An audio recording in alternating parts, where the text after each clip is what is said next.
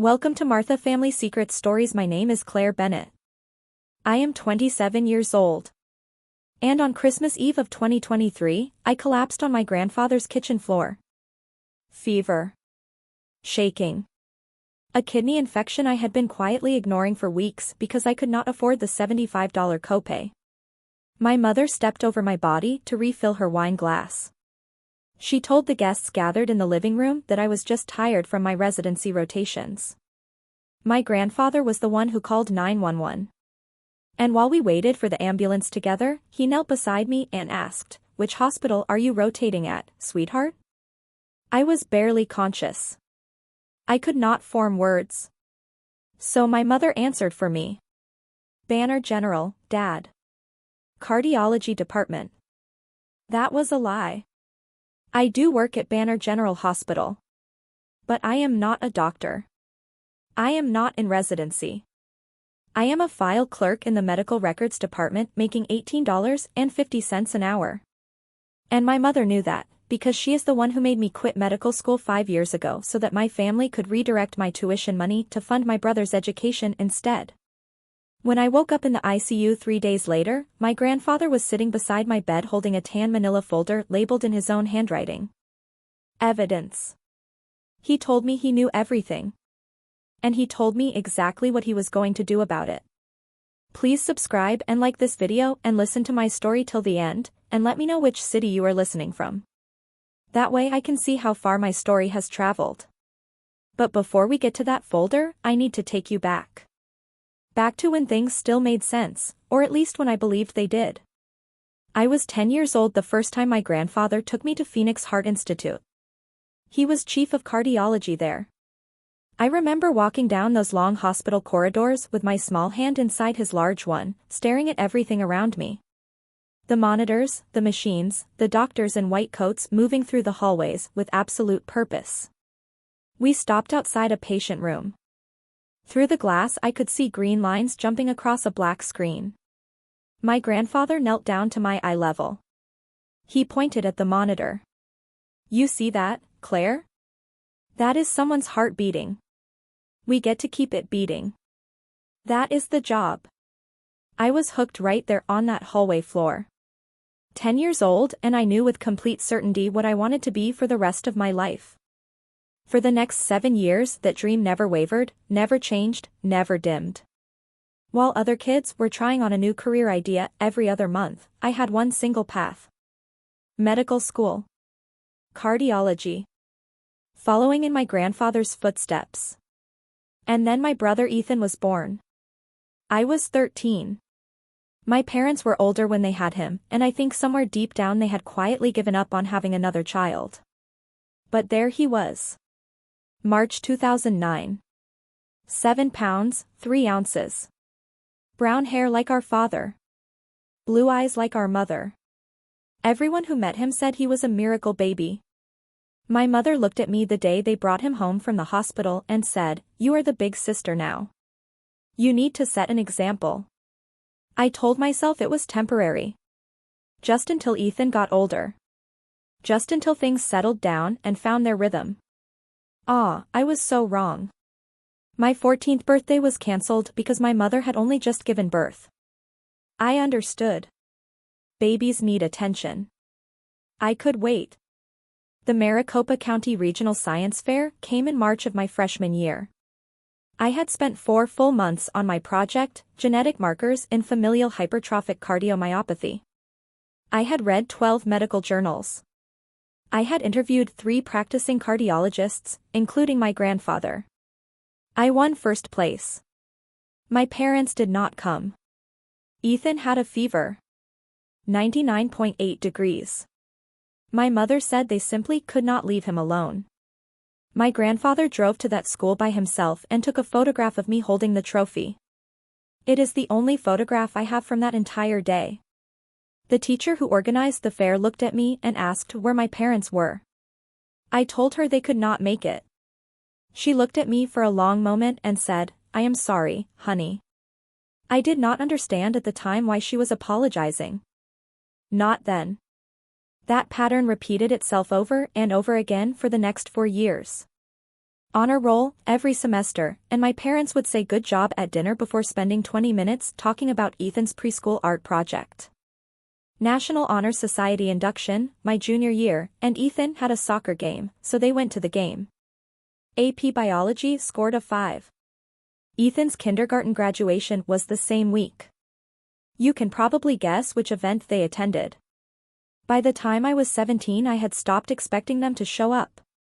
And I had started doing something far more damaging. I had started believing what they kept telling me. You are smart enough to figure things out on your own, Claire. Ethan needs more attention right now. You do not need us there. You have always been so independent. Independence. That is what they called it when they left me to handle everything by myself. Junior year, I started preparing for the MCAT. The prep course cost $1,850. I asked my father if he could help with any part of it. He looked up from his laptop for approximately 3 seconds. That is a lot of money, Claire. Can you work for it? I was 16 years old. I got a job at a coffee shop down the street. $10.50 an hour. 25 hours a week stacked on top of school and AP classes. I worked every weekend. Every holiday. I worked the morning of my SAT and drove myself to the testing center with my hands still smelling like coffee grounds. I saved for 7 months. I paid for the MCAT course entirely by myself. That same year, Ethan made an elite travel basketball team. The fees were $2,800 plus tournament travel expenses. My parents paid the entire amount without a single conversation about it.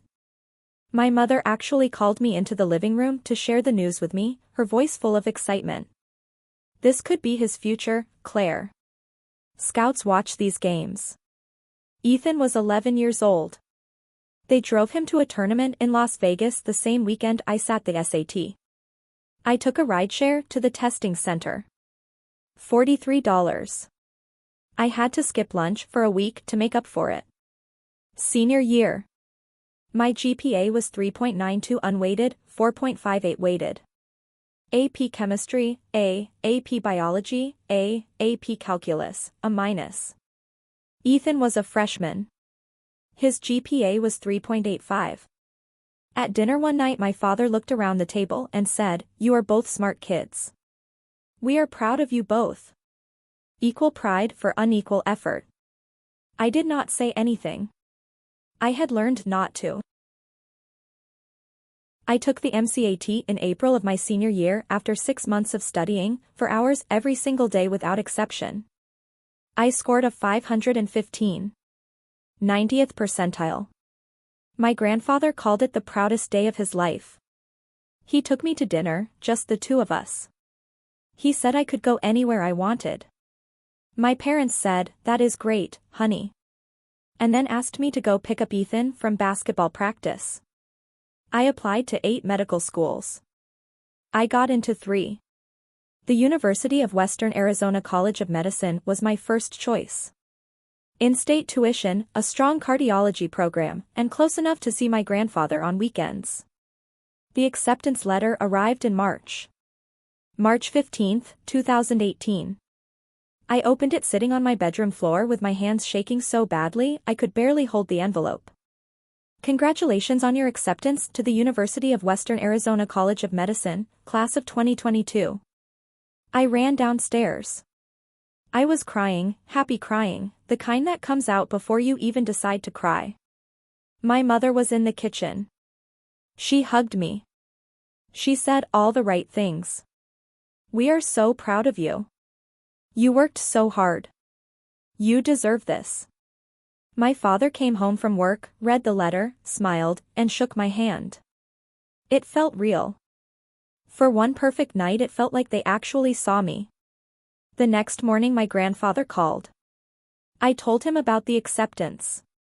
He said he had been waiting for that exact phone call. "Claire, I want to do something for you.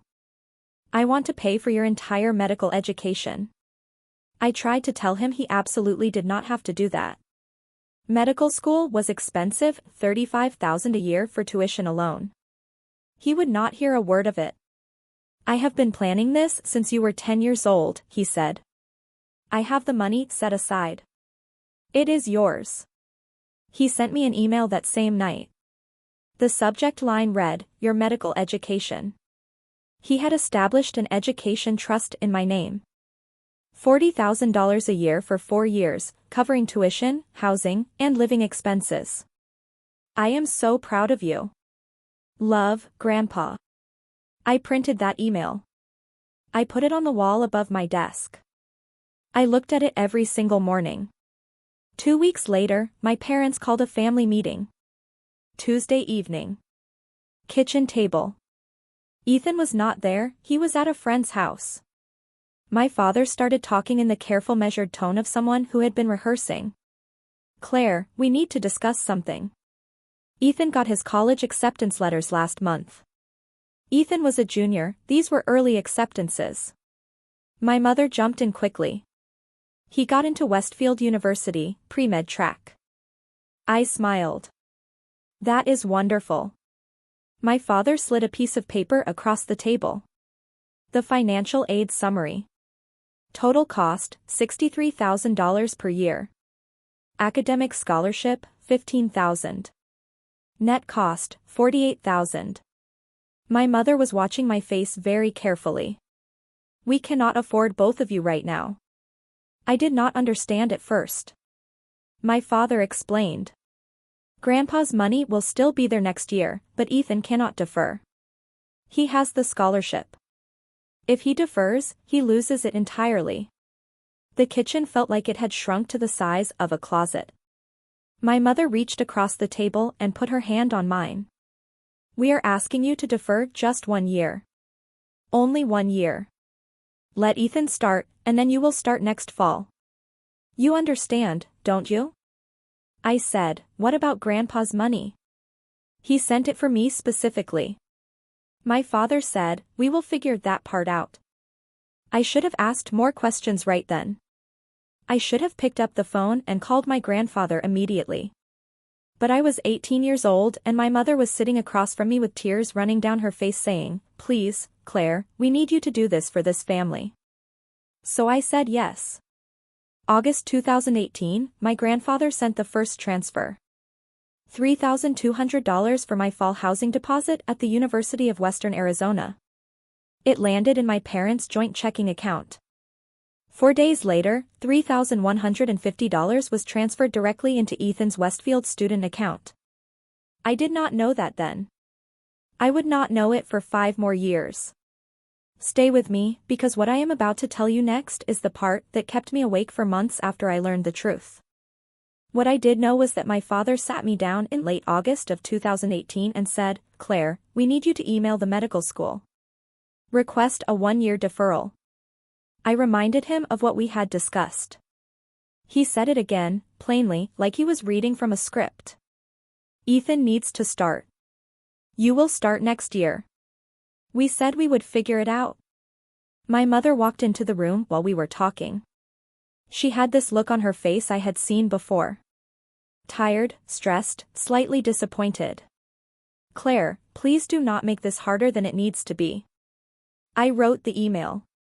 "Dear Admissions Committee, I am writing to request a 1-year deferral of my acceptance to the College of Medicine. I would like to gain additional clinical experience before matriculation. Thank you for your understanding." The medical school approved it. I was supposed to start fall of 2019. My parents told me to get a job in the meantime, build my resume, gain clinical experience. I got hired as a medical scribe at an urgent care clinic. $14 an hour, 32 hours a week. I was good at it immediately. I knew the terminology already. I could document patient encounters in real time while the doctor was still talking. The physician I worked with most, Dr. at.Nair, told me I was going to make a remarkable physician someday. Every 2 weeks I got paid. And every month, without fail, my mother would send me a text. "Can you send $600 this month for expenses?" I asked what expenses she meant. "Just family things, Claire.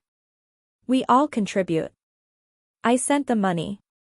September, October, November, December. $600 every single month. What I did not know, what I had no way of knowing, was that my grandfather was still sending money every month for my medical education. September, $3,800. October, $4,100. November, $3,200. December, $2,900.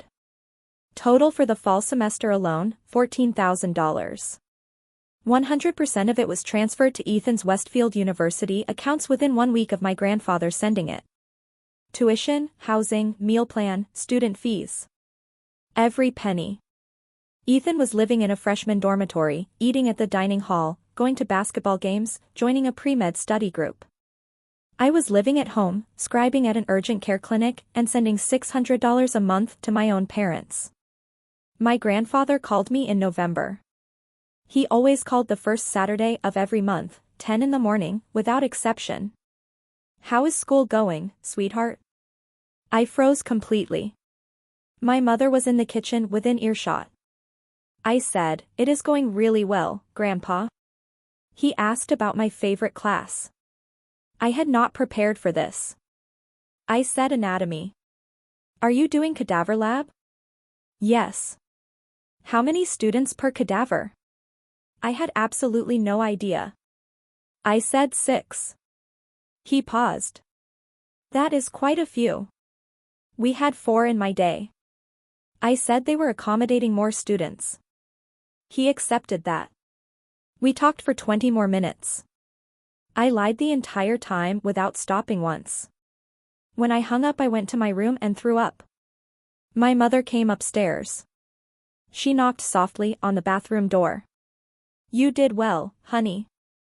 I know it is hard, but Grandpa would be so worried if he knew you had deferred. He has a heart condition. We cannot stress him out." That became the script I lived by from that point forward. Do not stress Grandpa. He has atrial fibrillation. He is on blood thinners. He is 68 years old. If I told him the truth, I would be putting his health at serious risk. So I kept lying. Month after month. February 2019. My parents sat me down again. "Claire, we need to talk about next fall." I knew exactly what was coming. My father said it plainly. "We need 1 more year. Ethan is doing so well. We cannot disrupt his funding now." "You said 1 year."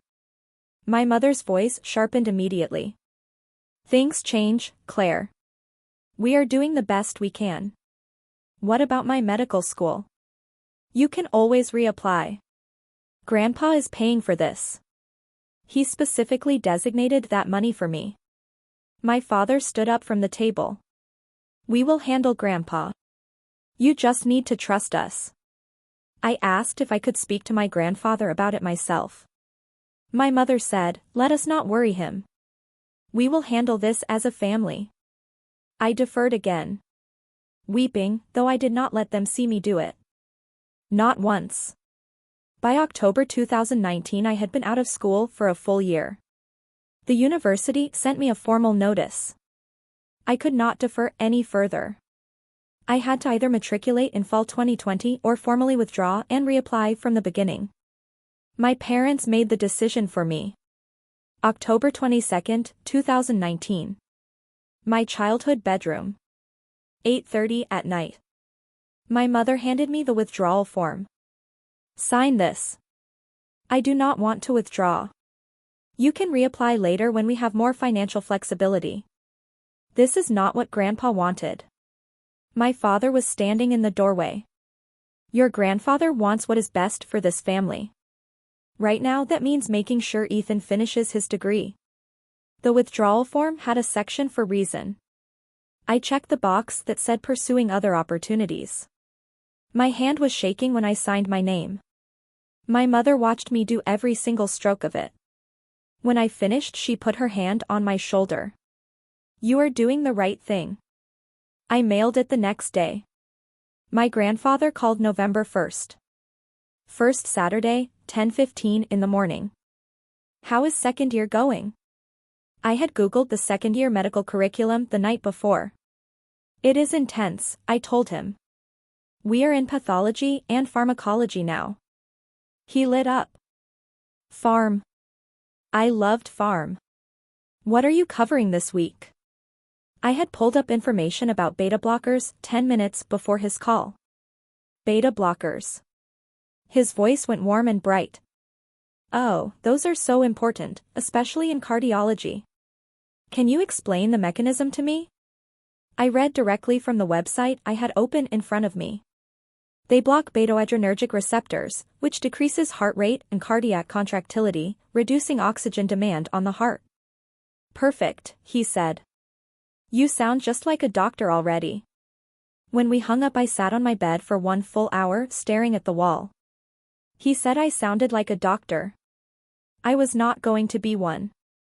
March 2020, the whole world shut down. The urgent care clinic was overwhelmed overnight. I was working 50 hours a week, scribing, checking patients in, taking temperatures at the entrance. Then an email arrived from Banner General Hospital. They were hiring medical records coordinators. Better pay. Full benefits. I interviewed over video call. I got the job. Banner General Phoenix Medical Center. Department of Patient Records, Building C, Floor 2, Badge number 8392. I started March 16, 2020. My job was to process discharge paperwork, code patient charts, file physician notes, organize records for insurance billing. I was good at it. I understood the medical terminology better than half the other people in my entire department. My supervisor asked me once if I had ever considered medical school. I said I had. Past tense. She said, "You would be excellent at it. You have the mind for it." I thanked her and went back to filing charts. Every single day I processed records signed by doctors. Some of them were my age. Some of them were younger. I would read their names at the bottom of progress notes, resident signatures, attending signatures, and I would sit at my desk in Building C Floor 2 and think about the fact that one of those signatures could have been mine. But here is the part that nobody in my family ever knew. The part one kept entirely to myself. My grandfather was still sending money every month. For an education that no longer existed. And every single dollar of it was being moved to Ethan. By the end of 2021, my grandfather had sent $94,000 designated for my medical school. Ethan had received $89,000 of it. I had received $0. And I was sending my own money home every month as well. My mother texted me April 2020. "Can you send this month's contribution? Ethan's rent is due." I asked what she meant. "We are helping Ethan with his Nashville apartment. You know how expensive it is to live near campus. We need $800 from you this month." I lived in a studio apartment in Tempe. $750 a month. 1 room, a kitchenette, a bathroom with a shower that only got lukewarm on a good day. Ethan had a 2-bedroom apartment near the Westfield campus. $1,250 a month. I sent the money. Every single month like a clock. March, April, May, June, July, August, September, October, November, December, January, February, March. $800 a month. I told myself I was helping my family. I told myself that is what families do for each other. I had no idea I was helping fund a lie. March 2023. Ethan posted a photo online.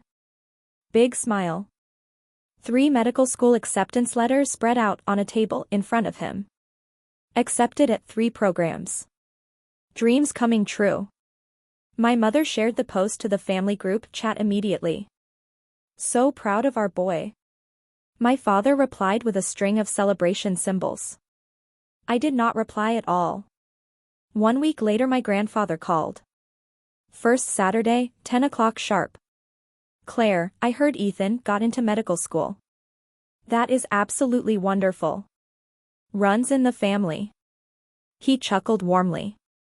I said, "Yeah, he worked hard for it. You will both be doctors. I am the luckiest grandfather alive." I hung up and cried for 2 solid hours. By fall 2023, I had been working at Banner General for 3.5 years. I had received a 50-cent raise and now earned $19 an hour. I had completed a medical coding certification that cost me $1,800 paid in small installments over several months. I still lived in the same studio in Tempe. I still sent $800 home every month. Ethan was in his first semester of medical school at a top program. Full scholarship, everything covered. My parents attended his white coat ceremony and posted photographs from the front row. October 2023. I started feeling unwell. Burning when I used the bathroom, which I told myself was dehydration. I drank more water. It did not stop. Early November the fever started, 101 degrees. My lower back began to ache like something deep inside was wrong. I took ibuprofen. I kept going to work. I could not afford to miss shifts, and I did not have $75 for an urgent care copay. One of my coworkers noticed I looked genuinely terrible. She offered me leftover antibiotics from her own recent sinus infection. 8 capsules of amoxicillin. I took them. They helped for 3 days. Then the fever returned worse than before. November 15th. Wednesday. I worked a 12-hour shift, 7 in the morning to 7 at night. By the end of the shift I could barely stand upright. My vision had gone blurry at the edges. The pain in my lower back felt like something was pressing a hot iron into my spine from the inside. I clocked out at 7:38. I walked to the parking structure. I got to my car, put the key in the ignition, and then everything went white. I woke up face down on concrete. A security guard was standing over me with his radio already in hand. We need a gurney at parking structure B, level 3. Female, mid-20s, unconscious, not responsive. I tried to tell him I was fine. I just needed to get home. Nothing came out of my mouth. The emergency team arrived. They lifted me onto the gurney. I remember the ceiling lights passing overhead as they moved me. Fluorescent. Too bright. Someone said my blood pressure was 82/50. Someone else said my temperature was 104.2. The attending physician leaned over me. I recognized her. I had worked with her charts for years. Dr. Patel.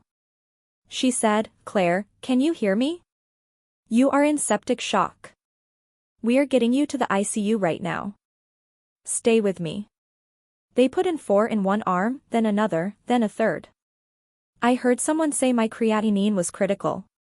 I heard someone else say my white count was 24,000. I heard someone say to call my emergency contacts. I do not remember anything after that. I woke up 3 days later. December 27th, 2023. 8:43 in the morning. ICU room 12, Banner General Phoenix. My grandfather was sitting in the chair next to my bed. He looked like he had not closed his eyes once in 72 hours. When he saw mine open, he leaned forward and exhaled like he had been holding his breath the entire time.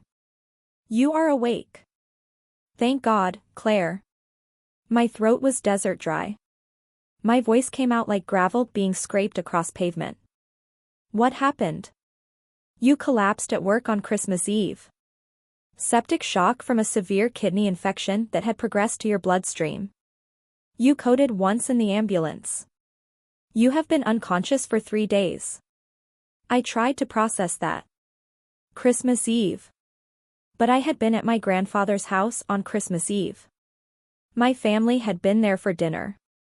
My face must have shown my confusion because he shook his head gently. "I am getting ahead of myself.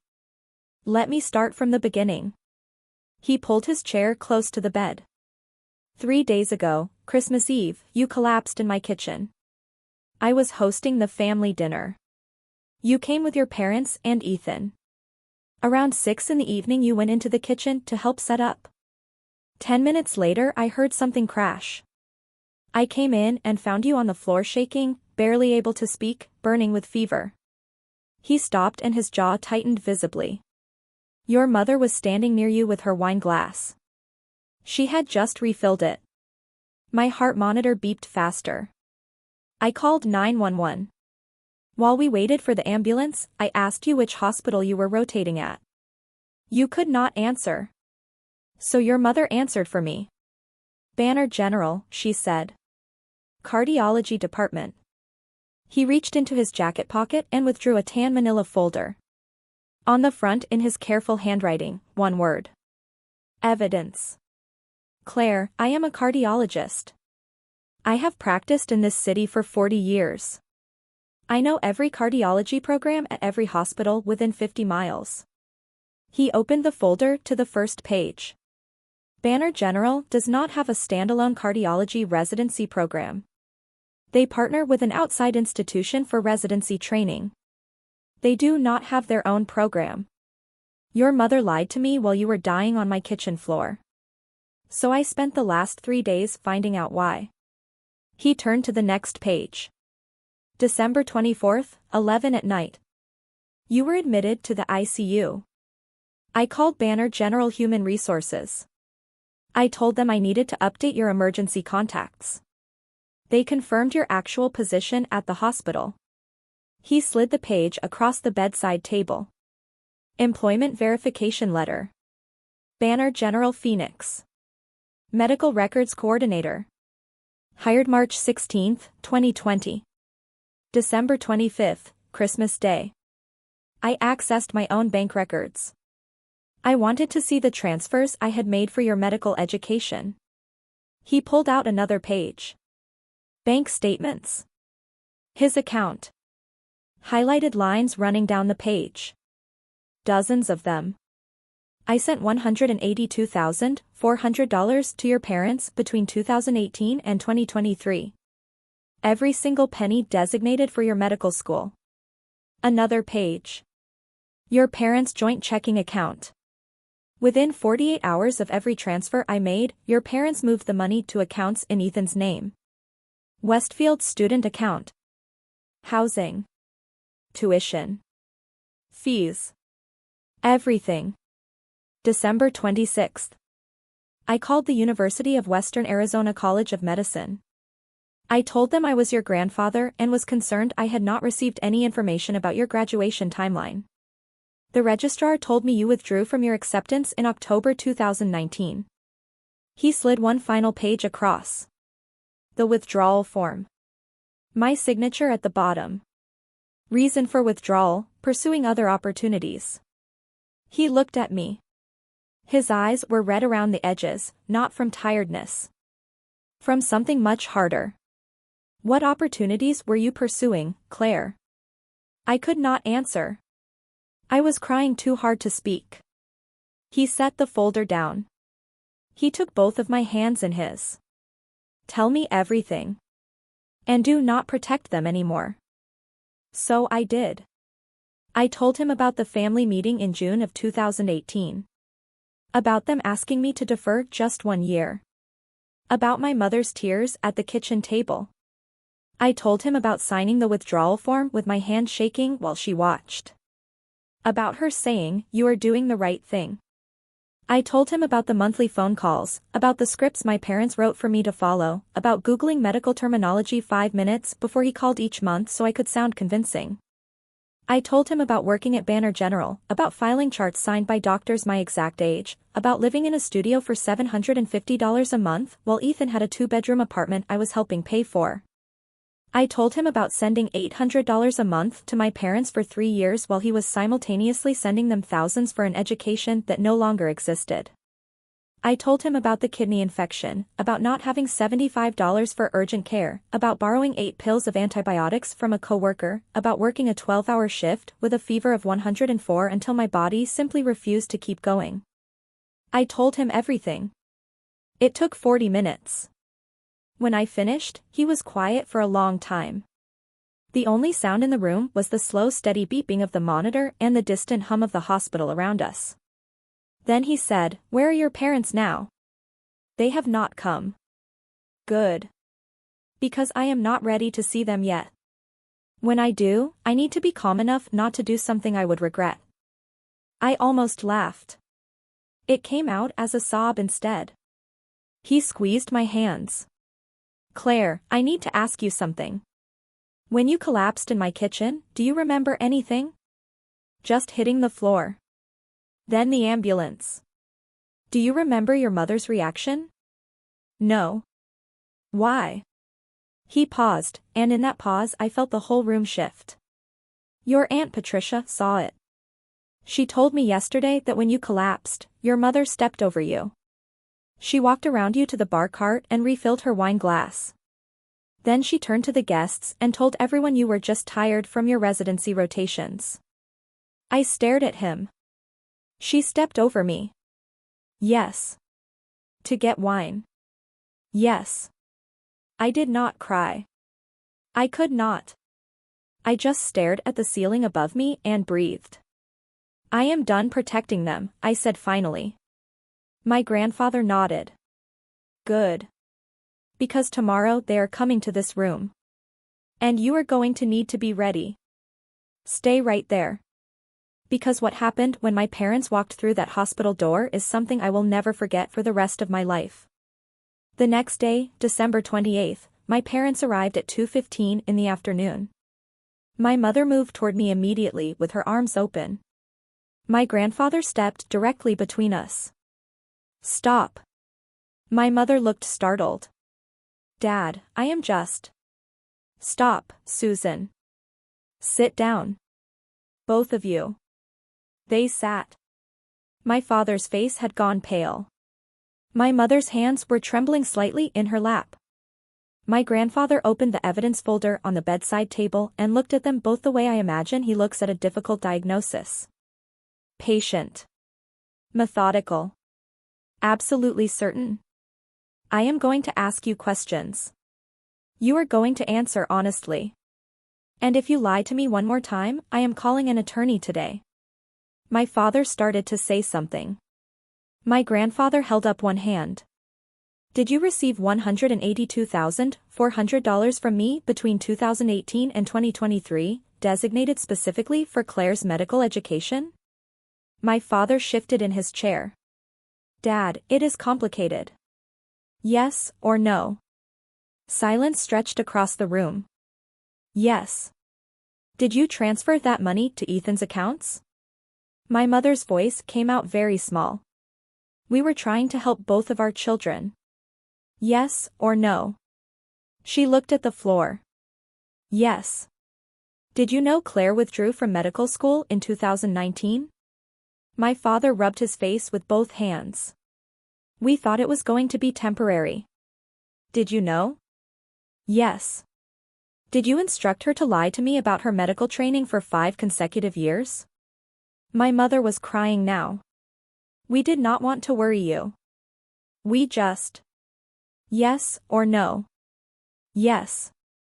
My grandfather's voice was shaking, but it was the kind of shaking that comes from controlled fury, not weakness.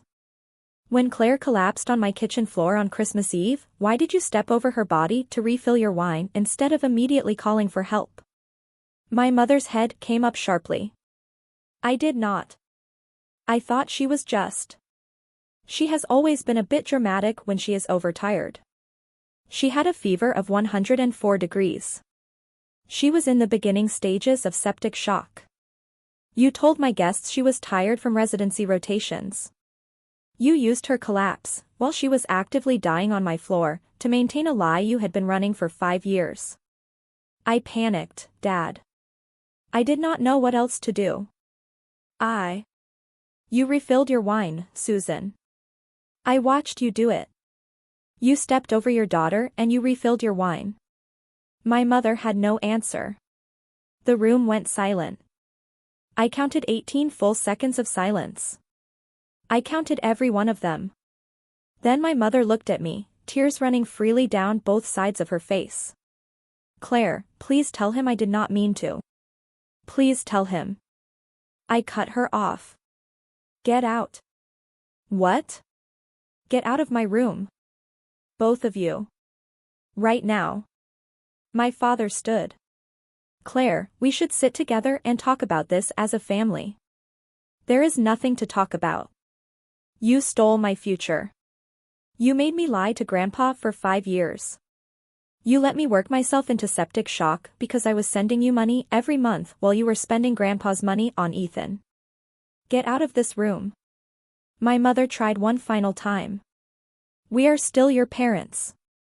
You stopped being my parents the day you chose his future over mine. Get out. They left.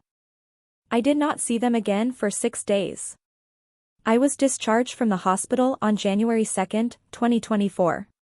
My grandfather drove me not to my studio in Tempe but to his house in Scottsdale. You are staying with me until you are completely recovered. No arguments. I did not argue. My parents called 47 times over the next 3 days. I did not answer once. They sent 23 texts. I did not read a single one. Ethan sent one message. January 3, 2:38 in the morning. I looked at my bank statements tonight. I saw the dates and the amounts. I understand now what happened. I do not know what to say except that I am genuinely sorry. I withdrew from my spring semester. I do not deserve what was given to me. I read it. I did not reply. January 4. I went to Banner General Human Resources and updated my emergency contacts. The HR representative asked about my parents. I said I do not have any. She looked at me for a moment. She did not ask a single follow-up question. She just updated the form. Emergency Contact 1, Lawrence Bennett, grandfather. Emergency Contact 2, Maya Rodriguez, coworker. Emergency Contact 3, Priya Nair, college roommate. James and Susan Carter, removed. January 15, my grandfather established a new trust for me. Irrevocable. Only I could access it. $95,000, the remainder of what he had originally committed to my education. This is yours, he said, sliding the paperwork across his desk. It was always yours. I am sorry I did not protect it the first time around. I cried when I read the document. Not sad crying.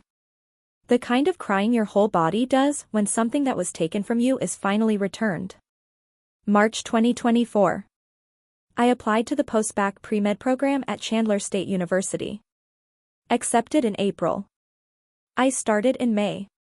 Walking onto that campus on the first morning, I felt something I had not felt in 6 years. Hope. Just plain, uncomplicated hope. September 14, 2024. I retook the MCAT. I scored a 521. 97th percentile. My grandfather cried when I called him to tell him. That is my girl. October 1, 2024. I reapplied to medical schools. 8 applications, including the University of Western Arizona. My personal statement opened with one sentence. 6 years ago I withdrew from medical school. Not because I wanted to. Because my family needed me to. I am applying again because I have learned something. I need me, too. I did not tell my parents I was applying. They did not deserve to know. December 24, 2024. Exactly 1 year to the day after I collapsed. My parents sent a joint email. Subject line, please read this. We are sorry. I did not open it. It is still sitting in my inbox. Unread. What happened in May 2025 was something I had been waiting for without letting myself fully believe it could happen again. Keep going, because this next part is the one worth staying for. May 2, 2025. 4:17 in the afternoon. I was at work. Banner General Medical Records, Building C, Floor 2. I checked my email during my afternoon break, sitting at the same desk where I had spent 5 years filing charts signed by other people. One new message. University of Western Arizona College of Medicine. Subject, congratulations on your acceptance. I read it 3 times. I read it a 4th time. Then I walked outside to the parking garage, the same parking garage where I had collapsed, where a security guard had called for a gurney while I was face down on concrete, And I stood in that exact spot and I screamed. Happy screaming. The kind that comes from somewhere so deep inside you it surprises even yourself. I am sure every single person on that floor heard me and I did not care even slightly. I called my grandfather immediately. Grandpa. I got in. I got back into Western Arizona. His voice cracked completely. I never doubted you for a single second. August 6, 2025. University of Western Arizona College of Medicine White Coat Ceremony. Class of 2029. My grandfather sat in the front row. My parents were not invited. When they called my name I walked across that stage. The dean placed the white coat on my shoulders. Short white coat. Medical student. I had kept my old volunteer coat from high school, the one that said Claire Bennett, volunteer, in small letters on the chest. I had kept it folded in the back of my closet for 8 years. I threw it away the night before the ceremony. I did not need it anymore. August 15, 2025. First day of clinical rotations. Orientation at Banner General Phoenix. The same hospital where I had worked for 5 years. The same hospital where I had nearly died. We gathered in the emergency department for introductions. 15 first-year medical students. The attending physician gestured around the room. This is where you will learn medicine. Not from textbooks. From patients. He looked at me. This is Claire Bennett, MS1, rotating with us this month. One of the nurses looked up from across the room. She recognized me immediately. Wait. Claire from medical records? I smiled. Not anymore. She stared at my white coat. Then she smiled back. Good for you. We walked through the emergency department, past the trauma bays, past the resuscitation rooms. We stopped outside ICU room 12. I looked through the glass. A different patient was inside now. Different person, different crisis, different story. But the same room. The room where my grandfather had sat beside me for 3 days. The room where I had told him everything. Dr. Martinez said, "This is the ICU. You will rotate through here in 3rd year. It is where we treat the sickest patients. Where seconds matter." I stood there looking through that glass for a long moment and I thought, I know. I know exactly what those seconds feel like from the inside. Tell me in the comments what you think I should have done differently. Should I have called my grandfather sooner? Should I have refused to sign that withdrawal form? Should I have spoken up years before I finally did? And if you have dealt with something similar, if your family asked you to make yourself smaller so someone else could be bigger, share your story below. You are not alone. Subscribe for more stories about standing your ground and reclaiming your life. That night I went back to my grandfather's house. I was still living there, saving money carefully for my own place. He was in his study reading a cardiology journal when I knocked on the open door. How was your first day? I sat down in the chair across from him. I stood in the same emergency room where they brought me in. I saw ICU room 12 through the glass. I am back, Grandpa. I am actually back. He smiled. The kind of smile that lives in the eyes, not just on the face. You never left, Claire. You were always going to be a doctor. They delayed it. They could not stop it. I thought about that for a long time. About my parents. About Ethan. I had not spoken to any of them in 8 months. My mother had called 32 more times since January. I had blocked the number in March. My father had sent an email in June. I deleted it without opening it. Ethan had sent 2 more messages, one in February and one in April. Both apologizing. Both unanswered. I did not hate any of them.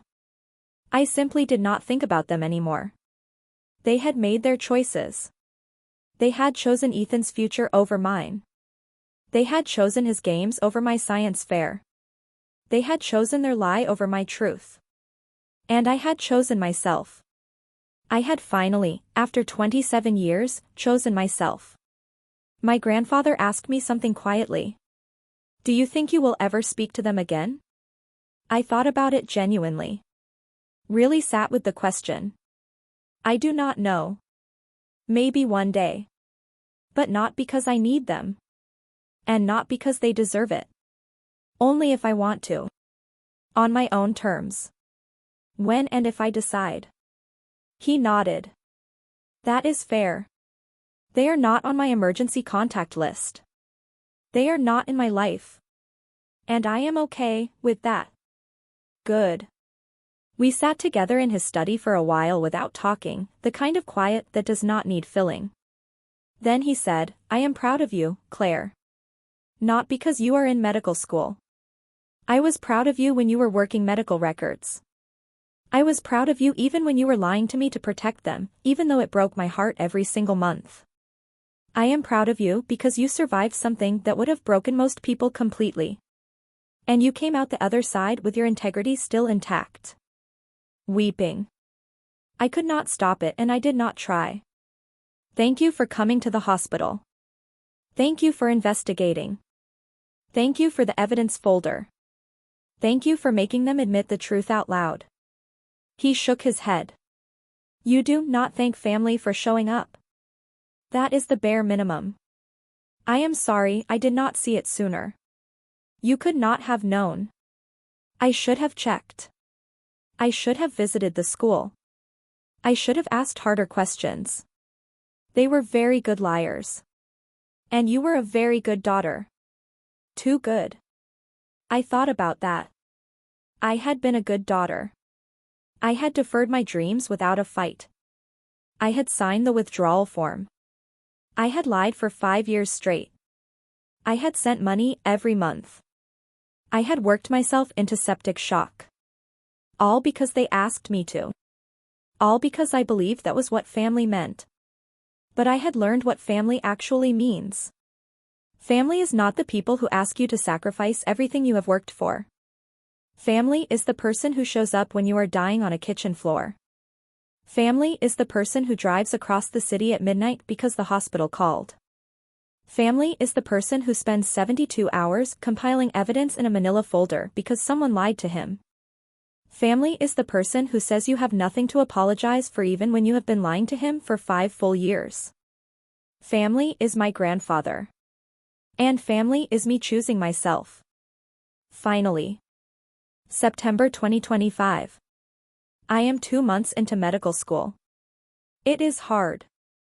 It is exhausting. It is exactly everything I always believed it would be and more. I study 12 hours a day. I go to lectures. I sit in anatomy lab. I review pathology slides until my eyes blur. Every night I fall asleep with textbooks open around me on the bed. And every single morning I wake up and think, I am exactly where I am supposed to be. I am exactly where I always should have been. Last week I was studying in the medical school library late at night, almost midnight. A second-year student sat down across from me. She looked exhausted in the specific way that medical students get exhausted, like the tiredness has settled into the bones. She saw my anatomy atlas and smiled. First year? Yeah. How are you holding up? I am tired. But I am good. She laughed. That is medical school. Tired and good at the same time. She asked me why I had decided to go into medicine. I thought carefully about how to answer. I could have told her about my grandfather and the Phoenix Heart Institute and being 10 years old standing in that hallway knowing this was my path. But that was not the whole truth. The whole truth was harder and stranger and more mine than any clean version of the story. I went into medicine because it was taken from me and I took it back. I went into medicine because I spent 5 years filing charts signed by people who had what I had earned. I went into medicine because I nearly died from an infection I could not afford $75 to treat. I went into medicine because my parents spent years teaching me that my worth was measured by how much I could sacrifice for someone else. And I needed to prove to myself, and only to myself, that my worth was actually measured by how much I could reclaim. But I did not say any of that. I just said, it is what I have always wanted to do. She nodded. Same. And went back to her notes. So did I. Later that night I drove back to my grandfather's house and sat in the driveway for a minute before going inside. I thought about where I had been 1 year ago. Working medical records. Filing charts in Building C, living in that studio in Tempe. Sending money home every month. Lying to my grandfather on the first Saturday of every month.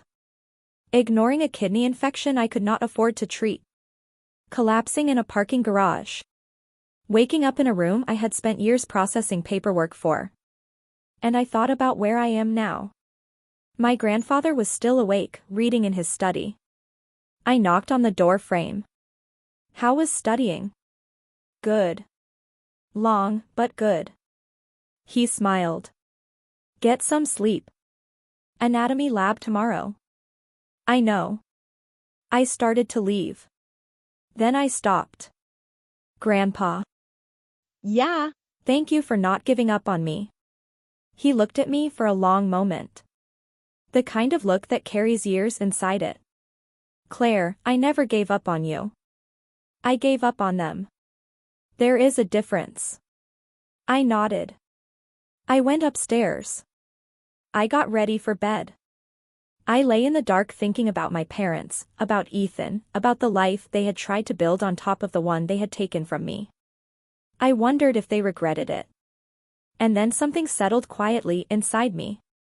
It did not matter whether they did. Their regret would not give me back the 5 years I lost. Their apology would not erase the lies. Their explanation would not change the fact that my mother stepped over my body on a kitchen floor to refill her wine glass while I was in septic shock. Nothing they could ever say or do would make me trust them again. And I was completely, fully, peacefully okay with that. Because I did not need them anymore. I did not need their approval or their support or their version of what family is supposed to look like. I had my grandfather. I had my education. I had my future. And I had myself. The person I had fought to become while everyone around me tried to make me smaller. The person who had survived being erased and came back louder. The person who had finally learned that protecting yourself is not selfish. It is survival. I fell asleep that night thinking about my first day of clinical rotations. Standing in the same emergency room where they had saved my life.